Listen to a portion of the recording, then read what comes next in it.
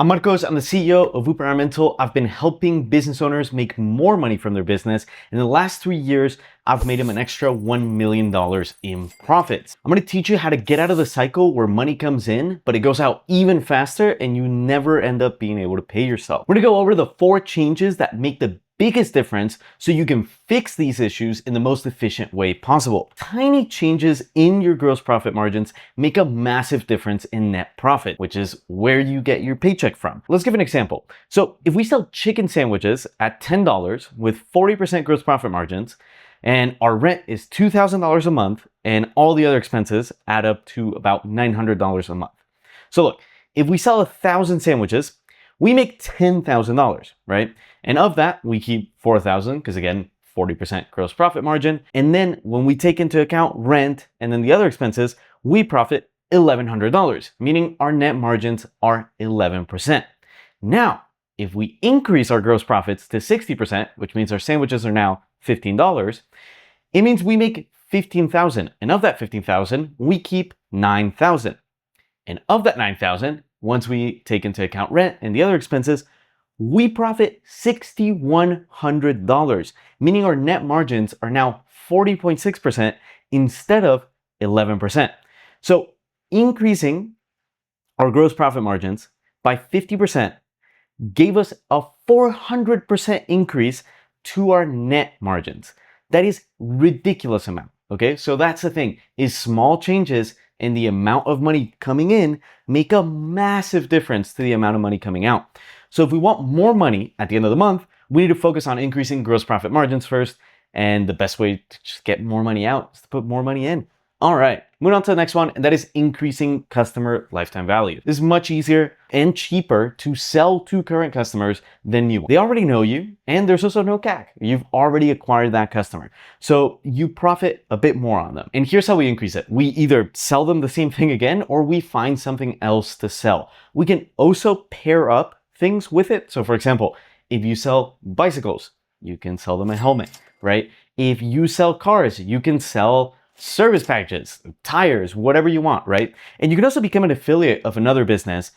So for example, with the cars, you can become an affiliate of, if you sell used cars, you can be an affiliate of a mechanic shop, right? And then sell a service plan with them, right? If you're a plumber, you can sell HVAC jobs and you just sub out another company to handle them. So this way you can still make money, but you don't get the operational difficulties of adding a whole new business, but you're still able to sell more to your current customers. If you want to make more money, increase the amount of money you make from each client, as those are the cheapest clients to make more money out of. If you own a business and you want it to be a $10 million business, a $1 billion company, or you just want to have a great business that feeds you and your family for many years to come join us on our free 5-week business scaler challenge. It's a free 5-week challenge, as I said, in which you get to scale your business along other business owners. So you get a lot of really valuable insight from many industries, and you also get to know that you're not alone in the struggles you have, and you get to solve those issues not only with my guidance, but also with the perspective of other business owners. Link is down in the description, and then I'll leave the rest of this little clip with some testimonials from previous participants so you can see what they found.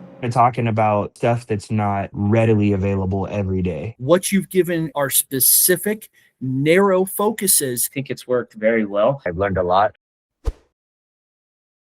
Move on to the third step, and that is keeping things simple. The more you complicate your business and the more things you add, the more it can fail. Meaning you need to put the same level of attention that you're putting towards one thing now across 3 or 4 things.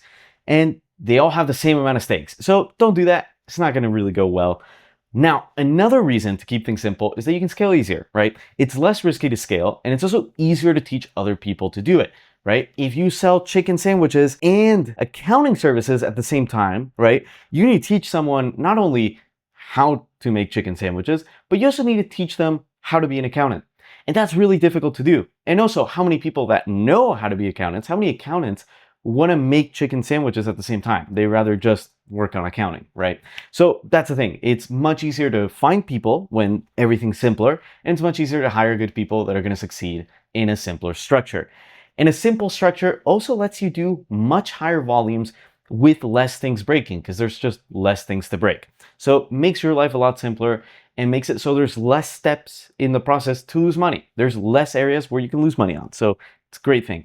Now, move on to the final thing, and that is letting other people do the work. You can't really scale most businesses completely on your own. There is some that do that, and most of the businesses that you see one person making a ridiculous amount of money that's completely unproportional to any other business are usually a scam, like that whole AI medicine business with one guy making a billion, right? There's something shady going on. And really, in general, most businesses won't be able to scale with just one person. So you'll eventually need to hire people, and through them, your work as the owner becomes more valuable, right? If you empower 4 plumbers to go out there and do plumbing jobs, you are more valuable than you doing one plumbing job at the same time, right? So then you can make more money. And really, the best way to make more money is just to grow the business, right? Going back to the sandwich example, if we sell sandwiches, the best way for us to make more money is to sell more sandwiches than last year. So what can we do? Get another store and sell more sandwiches there. Get more people to make more sandwiches so we can make more sandwiches in one day, and then we can sell more, right? So that's the thing, is there's a point at which you do need other people to come in to help scale it. It's not all about percentages. The absolutes matter a lot, right? So you rather make 10% of a billion than making 100% of 100,000, right? It's much better to make 10% of a billion. So if you want to get out of that horrible situation where your revenue is on the rise, but then you don't get paid still, increase your gross profit margins, number one, then increase your customer lifetime value, keep things as simple as possible, and then let others do the work. So do it in that order, and once you have all of those, you'll see that you'll make a lot more money at the end of every month. Now, if that was helpful to you, I'd really appreciate it if you could share this with someone else that needs it, and that way we can help even more people out. But anyways, thank you for watching, and I hope you have a great rest of your day.